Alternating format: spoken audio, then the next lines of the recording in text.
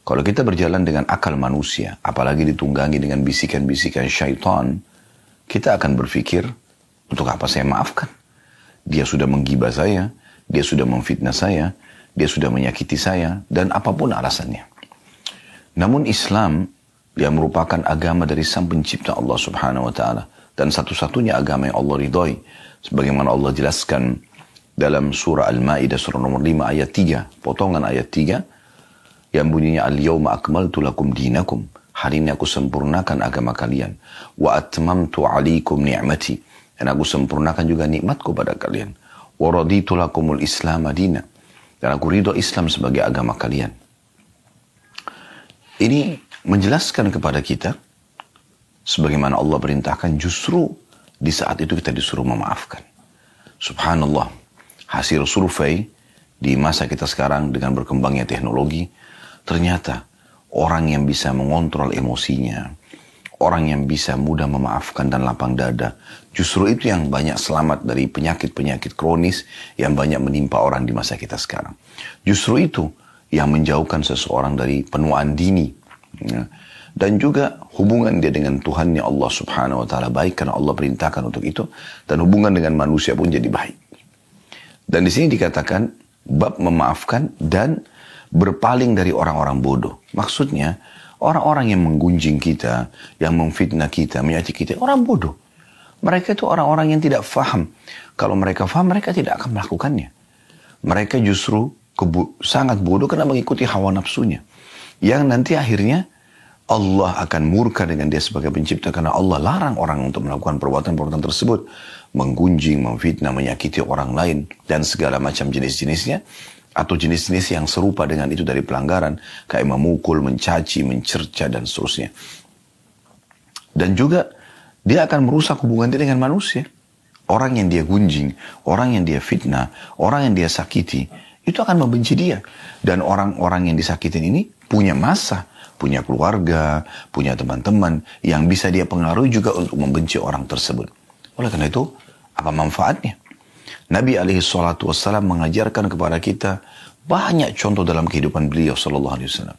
Beliau sangat jauh dari emosional, dendam, ya. Kemudian juga putus asa, ya, yang biasanya muncul justru karena permasalahan-permasalahan seperti ini. Jadi seperti orang karena disakitin maka dendam, balas dendam.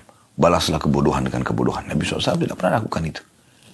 Wahsy saja yang sudah jelas membunuh pamannya di perang Uhud, masuk Islam, membebaskan kota Mekah, Nabi SAW menerimanya. Abdullah bin Abi Syarh, sepupunya Utsman bin Affan yang masuk Islam, kemudian dia menjadi penulis wahyu Nabi, lalu kemudian dia murtad dan dia mengiklankan kemurtadannya di Mekah, dan dia mengatakan semua yang saya tulis dari ayat-ayat Al-Quran yang Muhammad suruh itu saya palsukan. Lalu Nabi SAW mengatakan, sungguh dia telah berdusta. Dia tidak mengarang-arangnya karena wahyu menyampaikan itu benar. Dia hanya ingin mengacaukan saja. Namun pembebasan kota Mekah juga masuk Islam. Hindun yang sangat membenci Islam, pembebasan kota Mekah juga masuk Islam dan diterima oleh Nabi SAW. Ada orang Badui pernah datang, menarik dengan keras imamah dan baju Nabi SAW sambil berkata kasar, berikanlah harta Allah yang dipercayakan kepadamu untukku. Nabi SAW sambut dengan senyum. Jadi ternyata sifat seperti ini karakter seorang mukmin. Bukan menandakan dia lemah, tapi justru dia tidak menanggapi kebodohan orang-orang dengan kebodohan juga. Kalau seandainya ada orang yang menggunjing kita, lalu kita balas dengan gunjing, dia buruk, dia berdosa, dia dibenci, sama juga kita. Kalau dia memfitnah, lalu kita ikut juga memfitnah, maka sama saja posisi kita, tidak ada bedanya satu sama yang lain. Kalau dia menyakiti, kita juga menyakiti. Sama saja. Ya.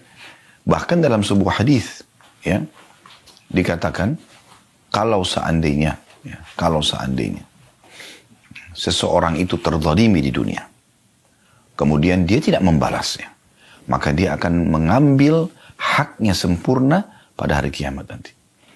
Kalau dia sempat membalas, maka Allah akan melihat kadar balasan dia. Apakah kadar balasan dia itu sesuai dengan serangan yang datang kepada dia? Kalau misalnya balance, berimbang, maka selesai, impas. Yang menzalimi tidak akan dituntut, yang juga tertolimi tidak akan tuntut karena sudah membalas di dunia. Tapi sebaliknya, kalau seandainya orang yang disakiti ini di dunia membalas lebih besar daripada serangan yang sampai kepadanya, misal si B mencaci, menggunjing si A, lalu si A membalas dengan membunuh si B, kan membunuh lebih besar daripada menggunjing. Maka pada hari kiamat, dia justru yang akan dituntut oleh Allah karena hukuman yang diberikan kepada orang yang menyakiti dia itu lebih besar. Coba Anda bayangkan, artinya tidak ada sesuatu yang sia-sia. Kalau ada seseorang menyakiti Anda, justru itu aset amal jariah Anda. Mungkin dari situ Anda akan menambah derajat yang tinggi di surga. Ini judul babnya, bab yang mulia, bab memaafkan dan berpaling dari orang-orang bodoh. Kita coba dengarkan teman-teman sekalian dalil-dalil yang diangkat oleh Imam Nawawi rahimahullah. Dimulai dari surah Al-A'raf ayat 199 beliau angkat, yang berbunyi firman Allah Subhanahu wa taala, "Khudil afwa wa'mur bil 'urfi wa'arid 'anil jahilin." Ini sesuai dengan judul ya. Artinya, jadilah pemaaf wahai Muhammad dan suruh umatmu juga. Dan suruhlah orang mengerjakan yang baik atau ma'ruf, serta berpalinglah dari orang-orang bodoh. Nah, ini 3 pesan ilahi dalam ayat ini. Surah Al-A'raf 199. Perhatikan pesan Allah, khudil afwa. Jadilah selalu pemaaf. Tenangkan diri Anda. Anggap itu angin lalu. Memaafkan antara kita dengan Tuhan Allah Subhanahu wa ta'ala. Dan Allah ingin kita seperti itu. Kita kan awet muda. Kita akan jauh dari penyakit-penyakit kronis. Kita dapat pahala. Dan juga kita bisa meraih hati orang-orang justru yang menyakiti kita. Mungkin dia menjadi penyebab hidayahnya. Disuruh dalam ayat ini, atau Allah SWT menyuruh Nabinya Muhammad SAW, dan sekaligus untuk orang-orang beriman. Khudil afu. Jadilah pemaaf itu. Pesan yang kedua. Wa'mur bil 'urfi. Perintahkan orang untuk berbuat kebaikan. Ingatkan baik-baik. Yang kamu lakukan ini salah loh. Jangan. Allah marah. Allah larang. Islam melarang. Nanti akhirnya orang-orang akan menjauh dari kamu. Walaupun dia emosional. Kita dengan tenang. Wa'mur bil 'urf. Perintahkan kebaikan-kebaikan. Walau orang berbuat jahat sama kita, motivasi dia untuk sadar. Yang ketiga pesannya, wa'arid 'anil jahilin. Jauhi orang-orang yang bodoh, berpaling saja. Kalau sudah dinasihatin, kita nggak balas, tetap aja dia sibuk mencari kesalahan kita. Udah arid, tinggalkan saja. Tak usah tanggapin. Ada orang di zaman masa kita sekarang, subhanallah, sibuk. Dia diserang di media, dia balas juga di media. Akhirnya, dua-duanya buruk. Coba Anda ambil resep sederhana. Jangan ditanggapin. Tidak usah ditanggapin. Anda punya akun media, Anda tinggal berikan gambaran kalau Anda tidak seperti itu. Selesai. Kalau Anda pun benar apa yang mereka ucapkan, kesempatan itu teguran. Anda jadikan bahan untuk Anda taubat kepada Allah SWT. Anda perbaiki, taubat kepada Allah, selesai. Kata Nabi SAW, at-taubatu jubbu ma qablaha. Taubat akan menghapuskan semua kesalahan yang lalu, termasuk bekas-bekasnya. Artinya, Allah Azza wa Jal akan, ya, dengan kita taubat, akan memperbaiki keadaan itu. Walaupun tadinya kita salah. Jadi sederhana. Ayat yang kedua, surah Al-Hijr ayat 85. Allah juga memerintahkan Nabinya Muhammad SAW, fasfahis safhal jamil. Maka maafkanlah mereka dengan cara yang baik. Nah, ini juga pesan penting ini ya. Safhal jamil maksudnya pemaafan yang baik. Bukan, udah saya maafin. Enggak. Alhamdulillah. Kalau kamu sudah menyadari kesalahan kamu, saya maafin. Tulus dari hati karena Allah. Ingat, muamalah seorang muslim sama Tuhannya. Di depan dia ini hanya sebab-sebab yang Allah datangkan. Ada tetangga yang menyakiti dia, ada teman yang menyakiti dia, pasangan hidup menyakiti dia.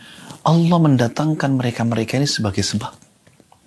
Seorang sahabat Nabi di Mekah, pada saat lagi disiksa oleh orang-orang Quraisy dan dia kesakitan. Maka orang-orang Quraisy ada yang mengatakan, ya, sesungguhnya kami menyiksa kalian karena kalian berbeda dengan agama kami. Jawaban mereka sederhana. Ketahuilah, yang membuat kalian seperti ini, kata si muslimah, ya, adalah Allah. Allah sedang menguji iman kami. Allah datangkan orang-orang untuk menguji iman kita. Tidak semuanya kehidupan mulus. Ada saja cobaan-cobaan yang datang. Tapi Allah memberikan kita cara. Fasfahis safal jamil. Ya. Maafkan dengan cara yang baik. Rangkul permintaan maaf, rangkul taubatnya seseorang, ya. Pengembalian hak Anda walaupun sudah berlalu dengan baik. Ingat, itu perintah Sang Pencipta Allah.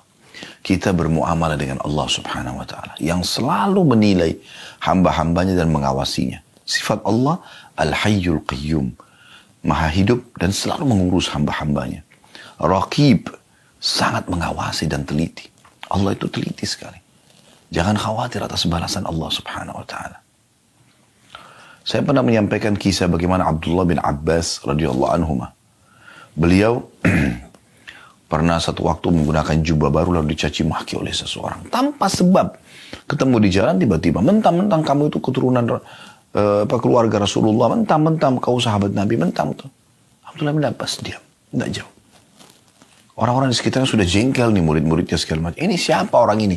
Mencaci maki seorang ulamanya, sahabat dan ulamanya muslimin, keluarga Nabi SAW. Ini gak masuk akal. Tapi karena Abdullah bin Abbas diam, mereka juga diam. Setelah selesai, karena orang itu gak ditanggapin, maka habis kosakata dia. Kapan pertengkaran dan keributan akan terus berlanjut kalau Anda tanggapin kan? Karena walaupun Anda benar, Anda juga jadi berubah sikap. Tutur kata Anda jadinya tadinya benar, Anda jadi salah. Mata Anda tadinya syahdu menjadi melotot, tangan Anda jadi melayang, kaki Anda jadi melayang, hati Anda jadi panas. Kan banyak efek-efek yang tidak baik. Abdullah bin Abbas dengan tenang lalu mengatakan, apa kau sudah selesai? Orang itu mengatakan iya. Abdullah bin Abbas radhiyallahu anhu mengetahui orang ini sebenarnya cemburu dengan jubahnya. Maka dia buka jubahnya lalu dia mengatakan, ambillah ini hadiah dari kami. Lalu dia bilang kepada murid-muridnya, beritahukan alamat kami kepada orang ini, mungkin dia butuh bantuan yang bisa kita bantu. Akhirnya orang itu sadar akan kesalahannya dan kemudian menjadi muridnya. Begitu luar biasanya. Anda masih ingat kasus seorang Arab Badui yang kencing di masjid? Bagaimana Nabi SAW tanggapi? Orang datang ke masjid, buka celana, lalu kencing. Ini bahasa begitu. Tiba di masjid, kencing. Dia udah kencing. Ya. Maka hampir semua sahabat berdiri ingin menghajar orang ini. Ingin menghukumnya. Nabi SAW memberikan isyarat agar mereka tenang. Ya. Kemudian beliau cuma mengatakan, ambilkanlah satu bejana air. Kemudian tuangkan di tempat dia kencing. Artinya kan dia sudah kencing orang itu. Kemudian dalam riwayat lain kata Nabi SAW sambil mendekati orang tersebut, sungguhnya ini adalah rumah Allah. Tidak layak untuk perbuatan seperti ini. Apa kata orang tersebut? Ya Allah rahmatilah aku. Dan Muhammad dan jangan rahmati selain kami. Karena sentuhan yang luar biasa. Memang begitu, seorang muslim menjadi seorang marketing. Produk yang kita tawarkan Islam. Produk yang kita tawarkan Islam. Kita sedang menawarkan Islam kepada orang lain. Menunjukkan bagaimana Islam itu secara akhlak, secara adab, ya, secara keyakinan atau akidah. Hukum-hukum fikih yang diterapkan. Kita tunjukkan kepada mereka sehingga mereka bisa mendapatkan hidayah. Itu target kita. Islam tidak pernah mengajarkan pengikutnya, oh ini kafir, benci dia. Enggak. Dakwahi dia. Lalu apa kata Allah dalam Al-Quran? Ud'u ila sabil rabbika bil hikmah. Dakwalah kamu. Yang didakwahi siapa? Orang yang masih bodoh kan? Orang yang masih salah kan? Orang yang melakukan pelanggaran kan? Allah mengatakan berdakwalah hai Muhammad ya di jalan Tuhanmu bil hikmah, dengan bijaksana, dengan santun dan sopan ya. Wal mau'izatil hasanah, dan peringatan-peringatan yang baik. Sebelum Anda berikan ancaman orang kalau tinggalkan sholat akan dihukum begini dan begitu, Anda sampaikan dulu motivasi orang yang mengerjakan sholat. Dapat apa sih? Motivasi agar orang itu kalau jujur mendapatkan apa? Motivasi orang yang bersedekah dapat apa? Orang haji dan umrah dapat apa? Jangan langsung masuk ke ancaman.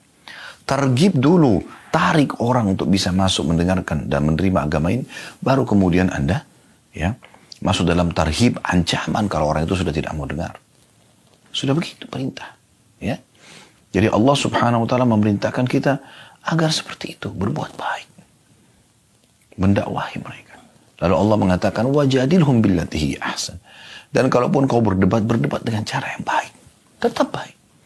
Bukan cuma itu teman-teman sekalian. Kita disuruh berbuat baik di kancah peperangan. Di kancah jihad. Musuh sudah keluar dengan senjata. Kata Nabi SAW, kalau kalian harus membunuh, bunuhlah dengan cara yang santun. Bagaimana bunuh santun? Orang main tebas leher, orang main potong, tusuk badan. Tapi maksudnya adalah kalau harus membunuh-bunuh. Setelah itu tidak ada mutilasi. Kata Nabi SAW, jangan membakar. Karena yang boleh membakar hanya pemilik api itu. Allah Azza wa Jalla. Gak boleh. Gitu kan.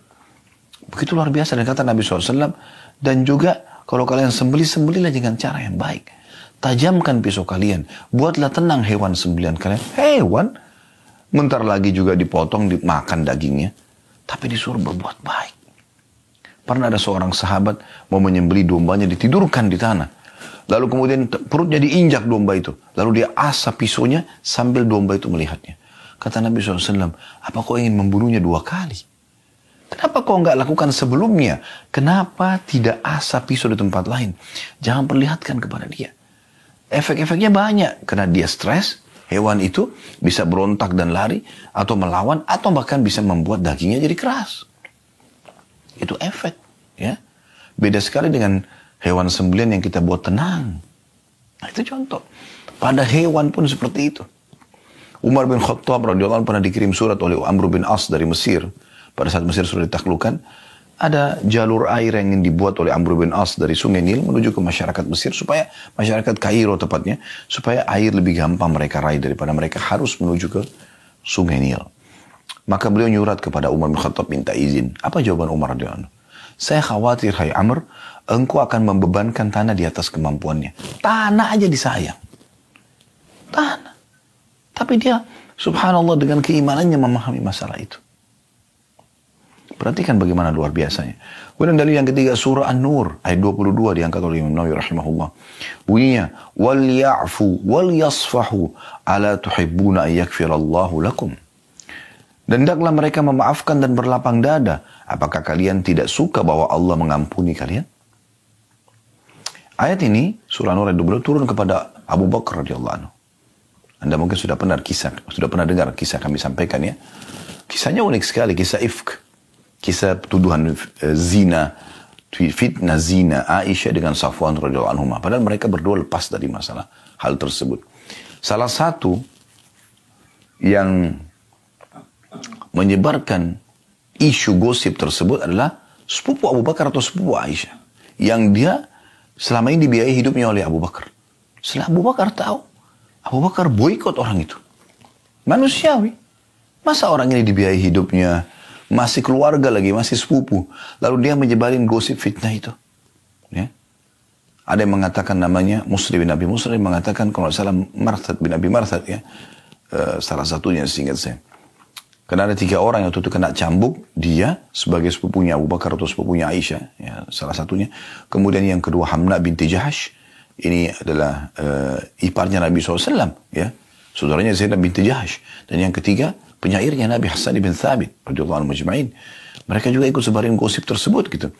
Tapi pada saat itu Abu Bakar akhirnya mengambil satu keputusan. Ini orang nggak tahu diri, udah dibantu, ya, masih kerabat, ngapain sebarin gosip tanpa memastikan? Akhirnya Abu Bakar memboikot. Mulai sekarang tidak ada bantuan lagi buat kamu.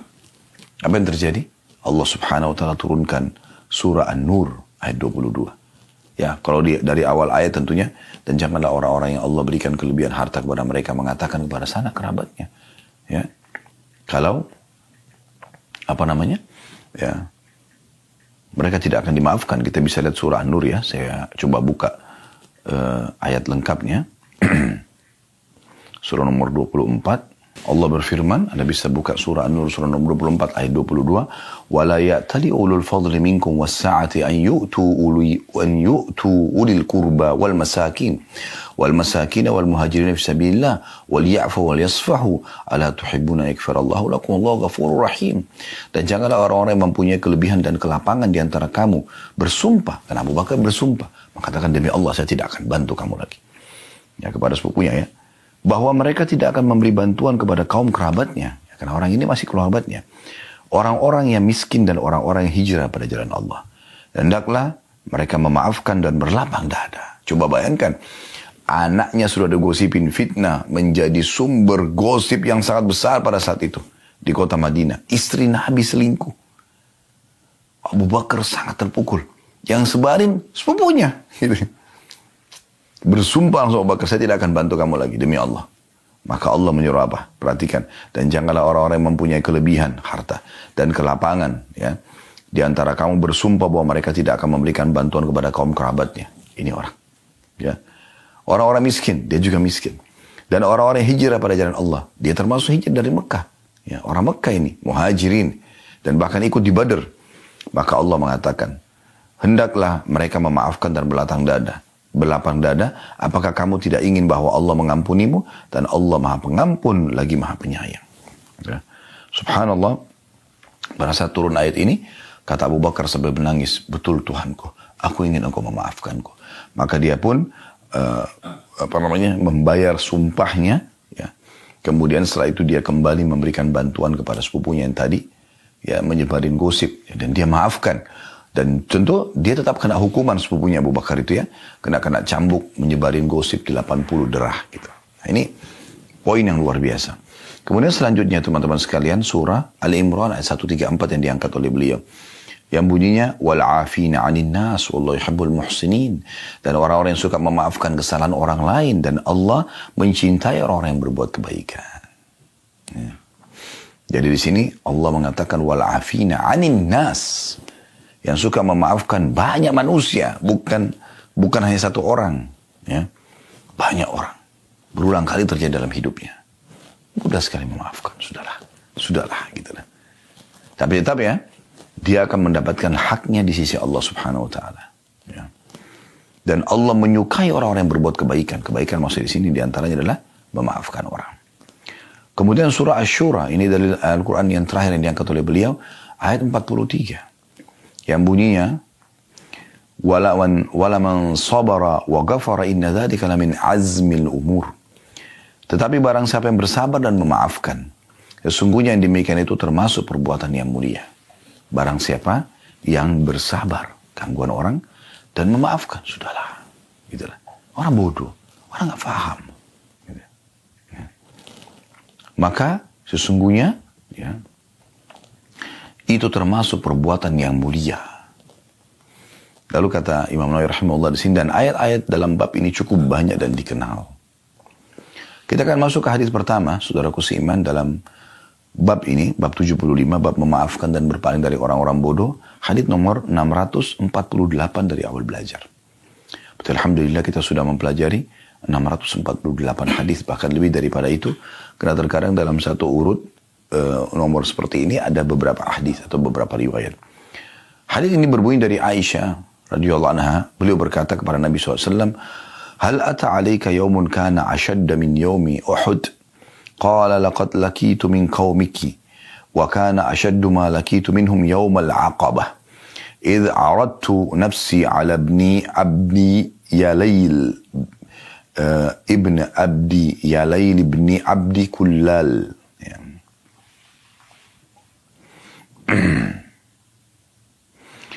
فلم يجبني إلى ما أردت فانطلقت وأنا مهموم على وجهي فلم أستفيق إلا وأنا بقرن الثعالب فرفعت رأسي وإذا أنا بسحابة قد أظلتني فنظرت فإذا فيها جبريل عليه السلام فناداني فقال إن الله تعالى قد سمع قول قومك لك وما ردوا عليك وقد بعث إليك ملك الجبال لتأمره بما شئت فيهم فناداني ملك الجبال فسلم علي ثم قال يا محمد إن الله قد سمع قول قومك لك وأنا ملك الجبال وقد بعثني ربي إليك لتأمرني بأمرك فما شئت إن شئت أطبقت عليهم الأخشبين فقال النبي صلى الله عليه وسلم بل أرجو أن يخرج الله من أصلابهم من يعبد الله وحده لا يشرك به شيئا. Kata Aisyah radhiyallahu anha, mohon maaf, apakah engkau pernah mengalami suatu hari yang lebih berat daripada perang Uhud? Beliau menjawab sallallahu alaihi wasallam, aku benar-benar telah mendapatkan apa yang aku dapatkan dari kaummu, ya Aisyah. Yang paling berat yang aku terima dari mereka adalah pada hari Aqabah. Ketika itu, aku menawarkan diri kepada putra Abdul Lail bin Abdul Kulal. Ternyata dia tidak menyambut apa yang aku inginkan. Maka aku pergi dengan sangat sedih sepanjang perjalananku. Aku tidak tersadarkan diri kecuali ketika sampai di Qarn Tha'alib. Ya. Ini ada tulisan footnote nomor 507, tempat ihram atau miqat bagi penduduk Najd. Juga disebut Qarnul Manazil, ya, yang berjarak sehari semalam dari kota Mekah. Aku angkat kepalaku, ternyata ada awan yang menaungiku. Aku memperhatikannya, ternyata di sana ada Jibril AS. Dia memanggilku dan mengatakan, sesungguhnya Allah Ta'ala mendengar ucapan kaummu terhadapmu dan penolakan mereka terhadapmu. Dia, Allah, mengirim malaikat penjaga gunung kepadamu agar kamu memerintahkannya untuk melakukan apa saja yang kamu kehendaki terhadap mereka. Maka malaikat penjaga gunung pun memanggilku dan mengucapkan salam. Kemudian berkata, wahai Muhammad, sesungguhnya Allah telah mendengar ucapan kaummu terhadapmu. Aku adalah malaikat penjaga gunung. Aku diutus oleh Tuhanmu kepadamu agar kamu memerintahkanku dengan perintahmu. Terserah engkau. Kalau kamu mau, aku akan menjatuhkan Akhsyabain atau dua gunung ini kepada mereka. Maka Nabi SAW bersabda, justru aku berharap semoga Allah melahirkan dari tulang sulbi mereka orang-orang yang menyembah Allah Subhanahu wa Ta'ala dan tidak menyekutukan apapun dengannya. Hadits ini riwayat Bukhari dan Muslim. Baik teman-teman sekalian, hadits ini kita jelaskan dulu secara global ya. Hadits ini memberikan gambaran kepada kita bahwasanya di pandangan para sahabat, memang yang kejadian Uhud ya, pada saat Nabi SAW memerintahkan agar 50 pemanah tidak boleh turun dari bukit pemanah, dan ternyata ada 43 orang yang memaksakan diri untuk turun dan hanya melanggar perintah Nabi SAW, dan karena itu sebabnya pasukan muslimin terpukul mundur dan banyak korban, termasuk korban adalah paman kandung beliau yang sangat beliau cintai, yaitu Hamzah radhiyallahu anhum ajma'in. Walaupun ini mati syahid, tapi kiranya itu membuat Nabi berpikir kenapa harus ada seperti ini. Dan kata Umar radhiyallahu anhu, aku tidak pernah melihat Nabi SAW menangis sesedih pada saat kejadiannya Uhud, melihat jenazahnya Hamzah yang dimutilasi radhiyallahu anhu. Yang penting Aisyah sempat bertanya pada saat itu, wahai Rasulullah, ada enggak sesuatu yang lebih berat bagi anda dibandingkan hari Uhud? Maka kata Nabi SAW, ada. Yaitu gangguan-gangguan dari kaum wahai Aisyah. Kaum di sini maksudnya adalah penduduk Mekah dan sekitarnya. Terutama pada saat aku di hari Aqabah. Aqabah ini letter-letternya adalah sebuah bukit yang tinggi yang bisa dinaikin ya. Dan ini digunakan juga istilah Aqabah di tempat jumrah. Nah, biasanya di musim haji Nabi SAW menggunakan kesempatan untuk mendakwahi orang-orang gitu ya. Tapi ternyata penolakan terjadi. Lalu Nabi SAW mengambil inisiatif, berpikir, apa ini jalan keluarnya? Lalu Nabi SAW melihat kota terdekat dengan Mekah adalah Taif. Maka beliau pun pergi ke sana dan bertemu dengan pimpinannya. Nah, tadi disebutkan ya nama orang tersebut ya, Ibnu Abdi, ya Lail ibni Abdi Kulal ya. Atau Kulal, maaf, Ibni Abdi Kulal. Dan ternyata dia juga menolak. Maka setelah itu Nabi SAW mengatakan, saya pun pergi meninggalkan Taif dalam kondisi saya sangat sedih.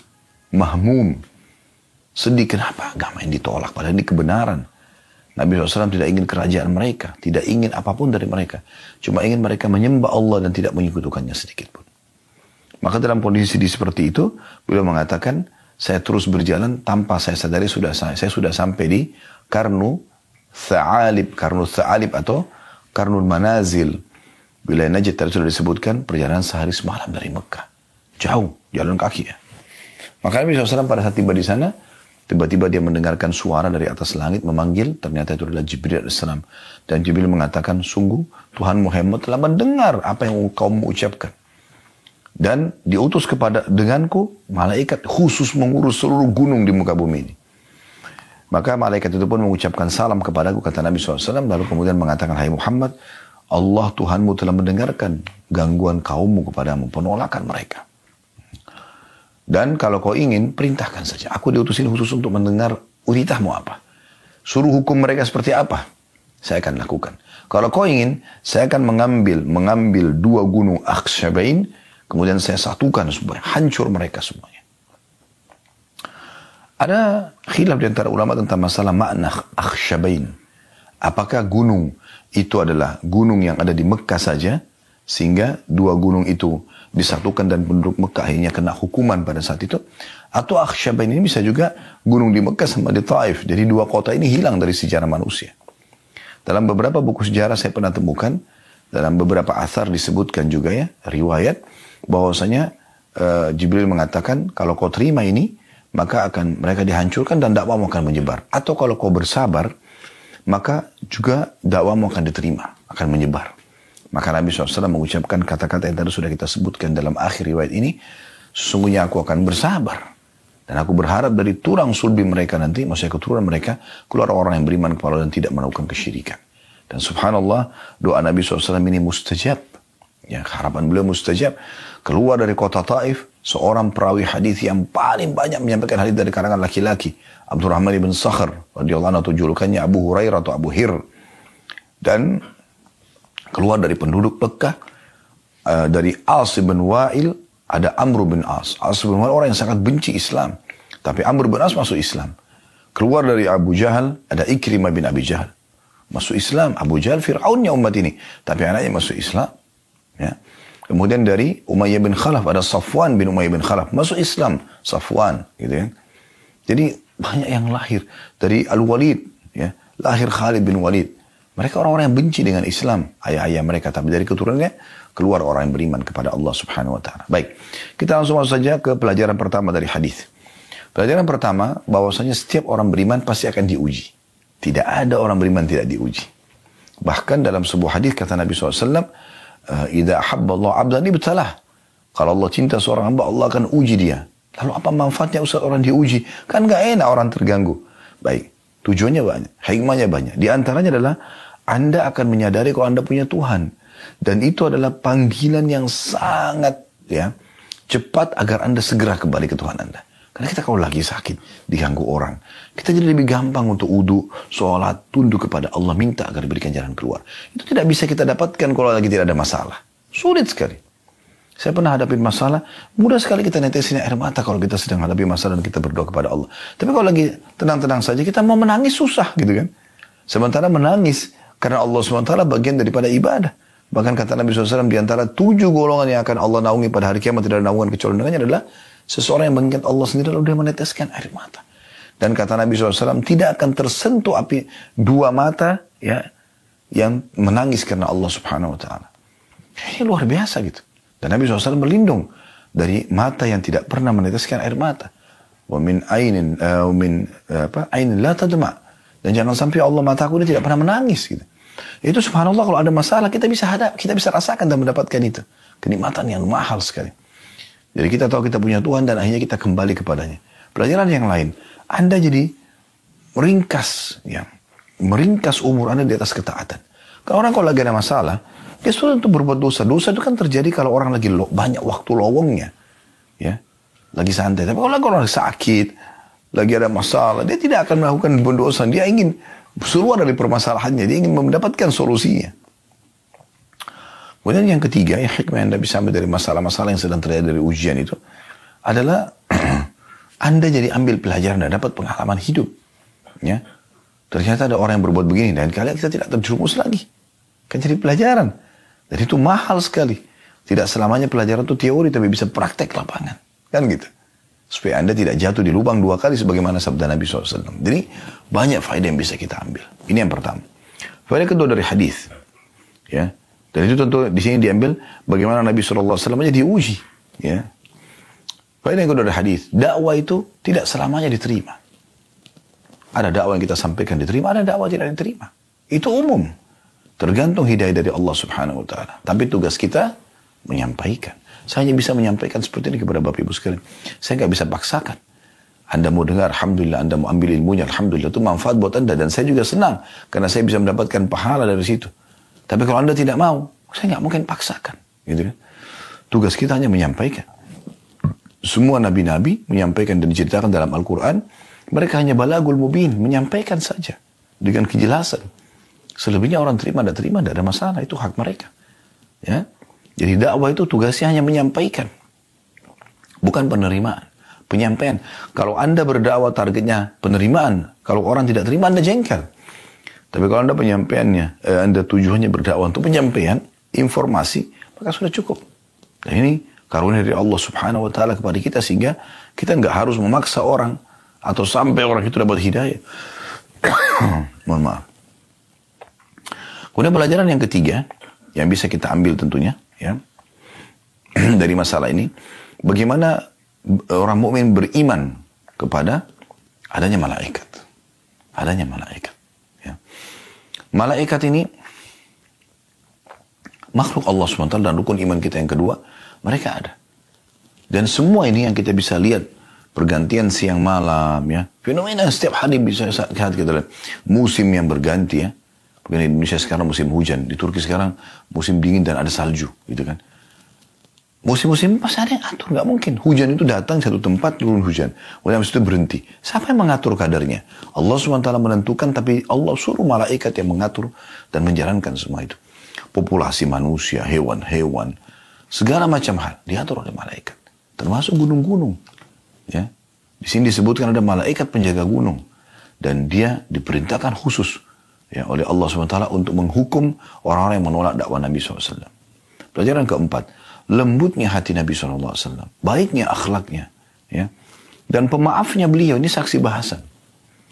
Bagaimana beliau sudah disakitin, ditolak dakwanya, sakit hati, mahmum, merasa sedih, ditolak dakwanya. Bahkan dalam beberapa buku sirah disebutkan, buku sejarah, kalau pada saat ditolak dakwah beliau SAW di Taif, itu dilempari dengan batu.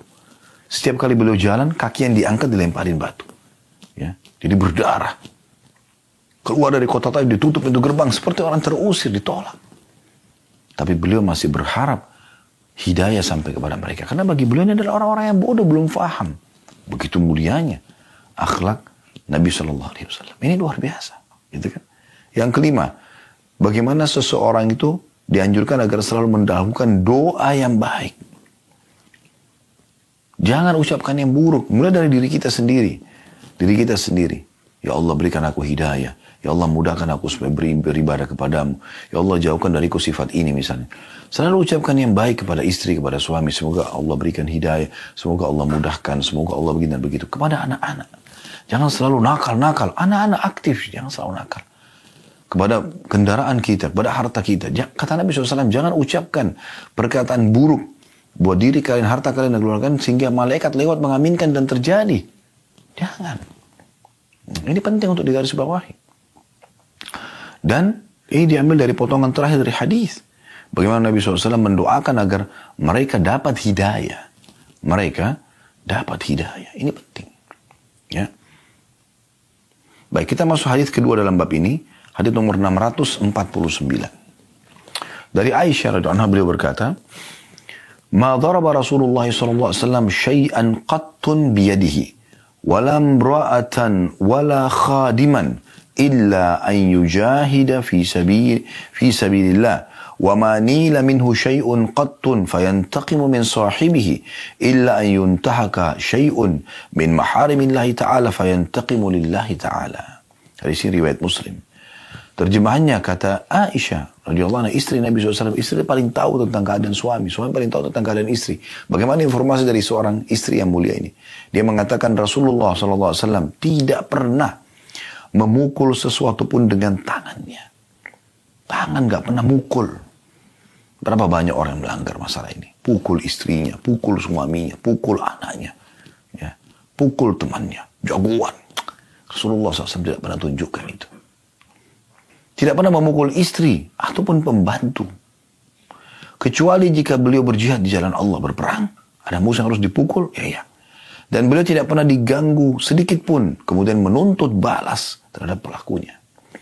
Kecuali jika ada sesuatu dari perkara yang diharamkan oleh Allah Ta'ala dilanggar, maka beliau menuntut balas untuk Allah Ta'ala. Nah, ini luar biasa. Ya, luar biasa. Semoga Allah mudahkan kita memiliki akhlak seperti ini.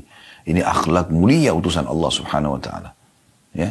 Makanya banyak sekali musuh-musuh Nabi SAW justru tunduk akhirnya dan masuk Islam. Ya, sampai ada di antara mereka ya, yang mengucapkan dulu, hai Muhammad, engkau orang yang paling aku benci. Sekarang setelah masuk Islam, engkau orang yang aku cintai. Negeri yang paling aku benci, sekarang negeri yang paling aku cintai. Itu luar biasa. Kepala suku Hanif pada saat itu masuk Islam.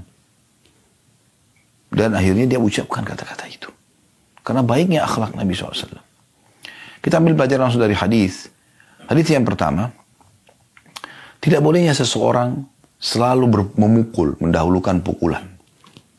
Pada pembantu, pada istri. Di sini disebutkan istri karena biasanya laki-laki kan merasa punya power, dia main pukul. Pukul itu hanya membekaskan. Sakit hati dan tidak enak. Bermuamalah pun tidak enak.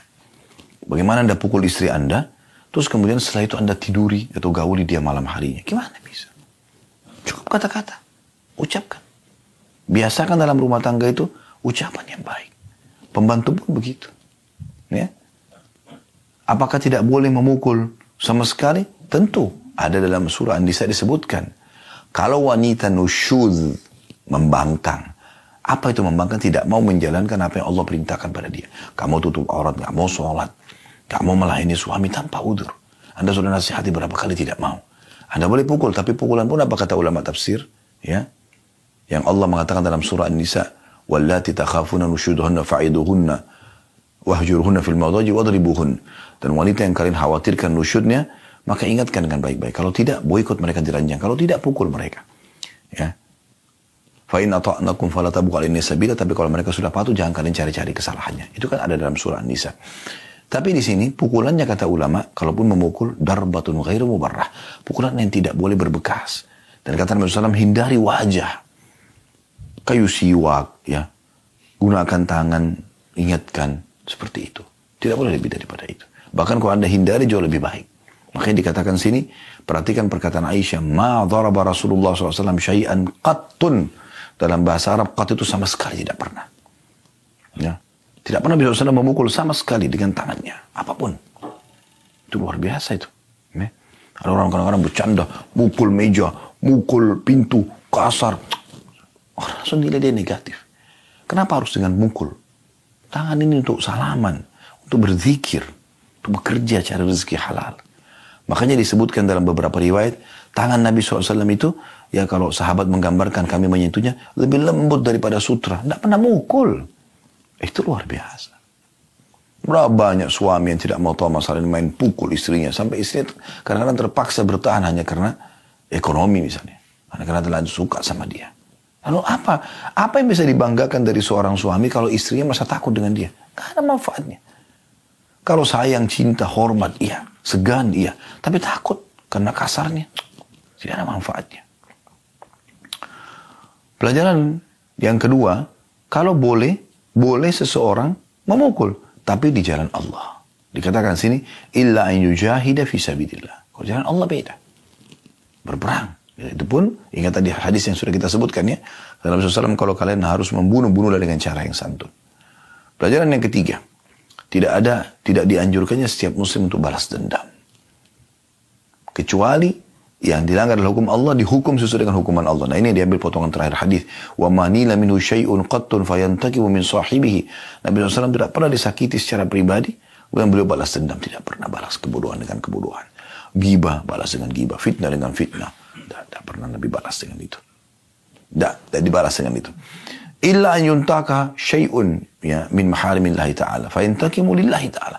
Kecuali ada hal-hal yang Allah tentukan, yang Allah haramkan lalu dilanggar, maka beliau membalas dendam karena Allah. Kayak orang berzina dicambuk atau dirajam atau pencuri dipotong tangannya karena pelanggaran agama. Kalau beliau pribadi tidak sama sekali. Ini pelajaran luar biasa. Hadis selanjutnya nomor 650. Hadis ketiga dalam bab ini dari Anas radhiyallahu anhu, beliau berkata, "Kuntu amshi ma'a Rasulillah sallallahu alaihi wasallam wa alaihi burdun najraniyun ghalidul hashiyah. Fa adrakahu a'rabiyyun fajabadahu biridaihi jabzatan shadidah. فنظرت إلى صفحة عاتق النبي صلى الله عليه وسلم وقد أثرت بها حاشية الرداء حاشية الرداء من شدة جبذته ثم قال يا محمد murli min malillahi alladhi indaka, faltafata ilaihi fadahika, thumma amara lahu bi'adha. Hadis ini riwayat Bukhari Muslim. Kata Anas radhiyallahu anhu, saya pernah berjalan bersama Rasulullah SAW. Beliau mengenakan kain burda buatan Najran yang tebal pinggirnya. Tiba-tiba seorang badui menyusulnya, lalu dia menarik kain selempang beliau dengan keras sekali. Maka saya melihat leher dan pundak, ya, maksud di sini. Saya melihat ke arah leher dan pundak Nabi. Ternyata pinggiran kain itu meninggalkan bekas padanya karena ditarik dengan keras. Kemudian orang itu berkata dengan kasar, wahai Muhammad, berilah aku dari harta Allah yang ada padamu. Maka beliau menoleh kepadanya sambil tersenyum. Kemudian beliau memerintahkan untuk memberinya. Luar biasa akhlak Nabi SAW. Ya. Andai saja setiap muslim mempraktikkan ini, luar biasa. Tidak balas kebodohan orang dengan kebodohan. Gitu ya. Nabi SAW tahu orang ini bodoh. Tidak paham. Kadang-kadang mungkin kita terbiasa dengan satu kondisi, tutur, pola lah ya, pola tidur, pola makan, pola berbicara. Orang lain juga terbiasa dengan pola tentu. Mungkin dia tidak seperti kita levelnya. Kalau Anda merasa orang itu kasar misalnya, jahat atau apa saja, dia tidak paham. Kalau dia paham seperti Anda, tidak mungkin kan dia kerjakan. Nah ini poin penting untuk difahami gitu. Kita langsung saja ambil pelajaran. Bagaimana yang pertama, sabarnya Nabi SAW. Dan bijaksananya beliau menghadapi orang-orang yang kasar seperti ini. Lagi jalan, tiba-tiba jubahnya beliau ditarik sampai berbekas, sayangkan sakitnya. Ya. Jadi sabar sekali Nabi SAW. Ya. Tambah lagi orang ini kasar. Hai Muhammad, bukan Rasulullah. Ya, ya Muhammad, murli min malillahi alladhi indak. Berikan aku dari harta Allah yang ada padamu. Coba. Kasarnya luar biasa. Kalau ada orang mau minta sedekah pada Anda begini ngomongnya, sambil tarik baju Anda, kasih saya. Mana uang yang Allah kasih kepada kamu? Kira-kira kita ngapain? Mungkin kita tonjok orang itu. Mungkin kita marah. Ya. Tapi subhanallah Rasulullah SAW tidak seperti itu. Balik, fadhahika. Maka Nabi SAW senyum, tertawa. Lalu menyuruh orang itu diberikan. Oh, luar biasa akhlaknya Nabi SAW. Ya. Jadi sabarnya Nabi SAW pelajaran pertama. Pelajaran yang kedua adalah pentingnya seseorang itu menghadapi masalah-masalah dalam kehidupannya dengan bijaksana. Dengan tidak membalas kebodohan dengan kebodohan. Ya. Kemudian kita tutup dengan dua buah hadis terakhir. Hadis nomor 651 berbunyi dari Ibnu Mas'ud radhiyallahu anhu, beliau berkata, Ka'anni anzuru ila Rasulillah sallallahu alaihi wasallam yahki nabiyyan minal anbiya salawatullahi wa salamu alaihim. Darabahu qaumuhu fa'admauhu. وهو يمسح الدم عن وجهه ويقول اللهم اغفر لقومي فإنهم لا يعلمون. Hadis ini riwayat Bukhari Muslim. Seakan-akan saya masih dapat melihat Rasulullah SAW ketika beliau sudah menceritakan seorang nabi dari para nabi-nabi. Dia dipukul oleh kaumnya hingga berdarah dan dia menyeka darah dari wajahnya seraya berdoa, ya Allah ampunilah kaumku karena sungguhnya mereka tidak mengetahui. Nah ini akhlak para nabi-nabi teman-teman sekalian. Bagaimana mereka subhanallah ya selalu saja mendahulukan agar hidayah dapat atau sampai kepada orang.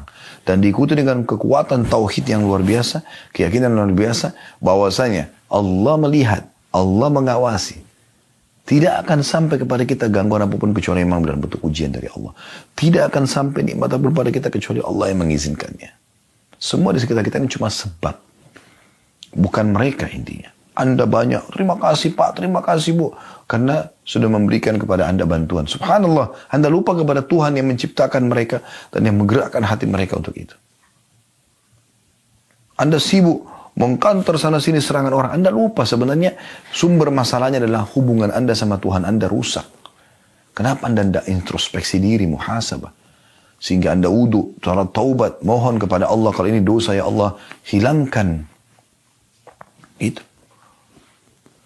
Pelajaran pertama dari hadis, bagaimana akhlak para nabi-nabi dan sabarnya mereka dalam menghadapi kaumnya, walaupun kaumnya ada yang kasar. Padahal semua nabi-nabi itu diberikan kekuatan 10 orang laki-laki. Bisa melawan, tapi tidak selalu menggunakan otot. Gunakan perkataan dan akhlak yang baik. Itu mahal sekali. Ya. Pelajaran yang kedua, pentingnya untuk selalu mendoakan doa yang baik. Di sini lagi berdarah, dihapus darah itu sambil Nabi itu mengatakan, kata Nabi SAW, ceritakan tentang Nabi yang Nabi. Seorang, tapi tidak sebutkan sih Nabinya siapa ya. Allahumma gfir li qaumi fa innahum la ya'lamun. Ya Allah maafkan kaum, karena mereka tidak faham. Kalau mereka faham seperti kita, mereka tidak akan lakukan itu. Hadis terakhir dalam bab 75 ini adalah hadis nomor 652. Dari Abu Hurairah radhiyallahu anhu bahwa Rasulullah SAW bersabda, laisa syadidu bis-sur'ah. Laisa syadidu bis-sur'ah. Innama syadidu alladhi yamliku nafsahu 'inda al-ghadab. Hadis ini riwayat Bukhari Muslim. Orang yang kuat, bijaksana, dewasa, perkasa, bukanlah orang yang selalu menang gulat. Akan tetapi orang yang kuat adalah orang yang mampu menguasai dirinya pada saat marah.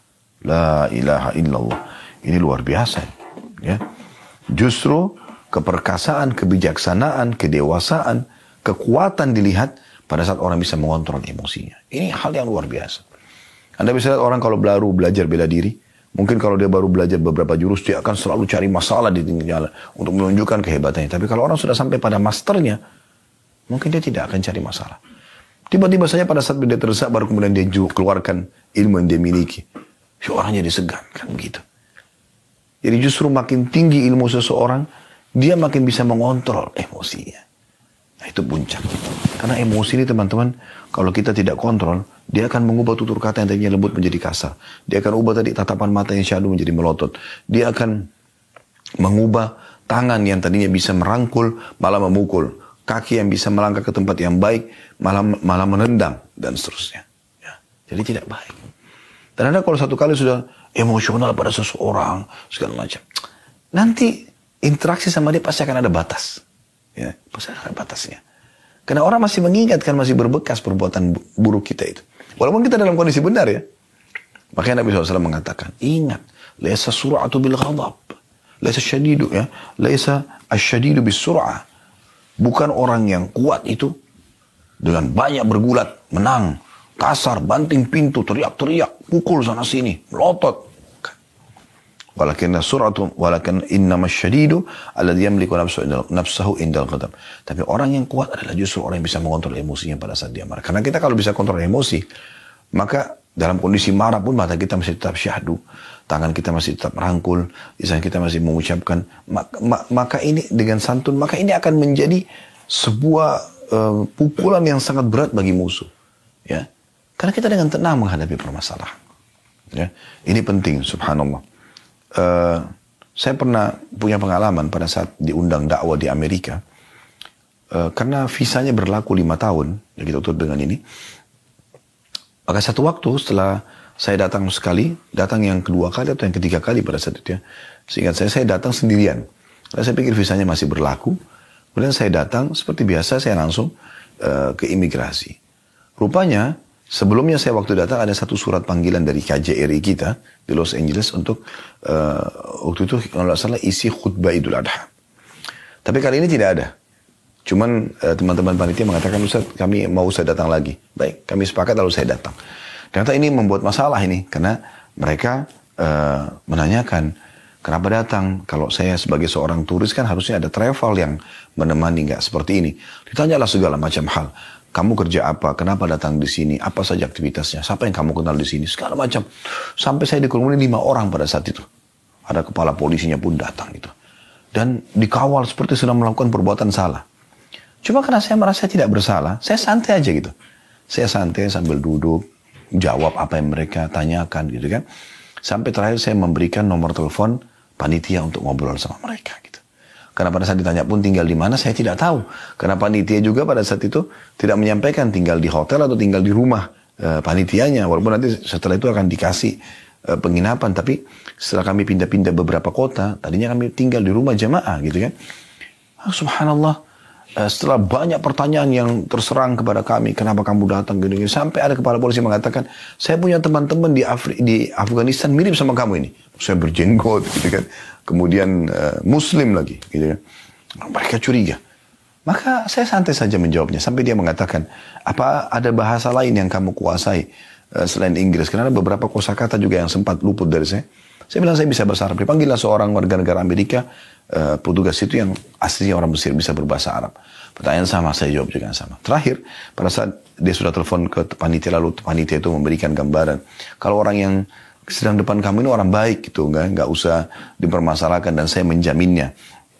Dia kasih alamat segala macam, terus tukar-tukaran nomor telepon sama ke polisi di situ. Terus subhanallah pada saat itu, ya, dia sempat ucapin kata-kata yang saya masih ingat.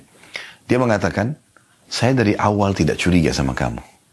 Karena saya melihat kamu sangat tenang dalam menjawab. Kalau kamu ada masalah pasti kamu tidak tenang. Subhanallah. Saya padahal sebenarnya tenang karena saya melihat itu salah satu karakter seorang muslim dan memang kita tidak sedang bersalah. Kenapa harus merasa bersalah gitu? Kita datang baik-baik, kita beli tiket, kita punya visa, ya, dan seterusnya. Maka ini contoh saja teman-teman sekalian. Allahu a'lam. Baik teman-teman sekalian, semoga apa yang kita pelajari bermanfaat buat kita semua dan juga semoga hari-hari Anda selalu penuh dengan ketaatan, keimanan, amal saleh dan jauh dari pelanggaran-pelanggaran agama dan semoga Allah SWT menyatukan kita semua di surga firdausnya tanpa hisab. Allahumma amin. Subhanakallahumma bihamdika asyhadu an la ilaha illa anta astaghfiruka wa atubu ilaik. Wassalamualaikum warahmatullahi wabarakatuh.